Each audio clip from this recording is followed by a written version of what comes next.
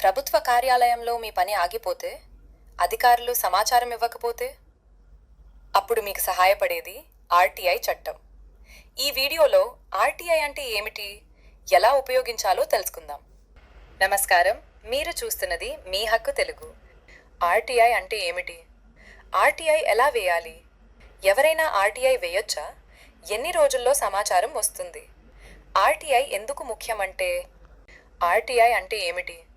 RTI ద్వారా ఏమి తెలుసుకోవచ్చు? ప్రభుత్వ ఖర్చుల వివరాలు, అభివృద్ధి పనుల పురోగతి, నియామక ప్రక్రియ వివరాలు, ప్రభుత్వ నిర్ణయాల ఆధారాలు, ఫైళ్ల స్థితి. ఆర్టీఐ ఎలా వేయాలి? గమనిక, ఆర్టీఐ వేయడానికి కారణం చెప్పాల్సిన అవసరం లేదు. వ్యక్తిగత సమాచారం, ప్రైవసీ లేదా జాతీయ భద్రతకు సంబంధించిన సమాచారం కొన్ని సందర్భాల్లో ఇవ్వరు. ఆర్టీఐ వేయడం చాలా సులభం. ఇది ఆఫ్లైన్ లేదా ఆన్లైన్ ద్వారా వేయవచ్చు. ఆర్టీఐ హక్కు, రైట్ టు ఇన్ఫర్మేషన్ యాక్ట్ ప్రకారం మీకు సమాచారం అడిగే హక్కు ఉంది. ఆర్టీఐ హక్కు, రైట్ టు ఇన్ఫర్మేషన్ యాక్ట్ ప్రకారం కేవలం భారత పౌరులకు మాత్రమే వర్తిస్తుంది. ఎవరు వేయలేరు?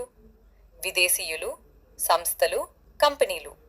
కానీ ఆ సంస్థ తరపున భారత పౌరుడు వ్యక్తిగతంగా వేయవచ్చు. ఎన్ని రోజుల్లో సమాచారం వస్తుంది? ఎలా దరఖాస్తు చేయాలి? సంబంధిత శాఖకు ఆర్టీఐ దరఖాస్తు రాయాలి.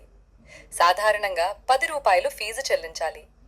30 రోజులలోగా సమాధానం ఇవ్వాలి.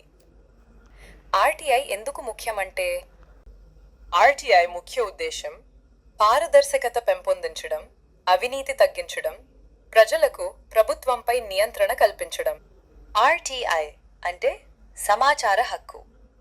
ఇది ప్రభుత్వ కార్యాలయాలు మరియు ప్రభుత్వ నిధులు పొందే సంస్థల వద్ద ఉన్న సమాచారాన్ని సాధారణ ప్రజలు అడిగి తెలుసుకునే హక్కు. చట్టపరంగా భారతదేశంలో ఆర్టీఐ హక్కును రైట్ టు ఇన్ఫర్మేషన్ యాక్ట్ ద్వారా 2005లో అమలు చేశారు.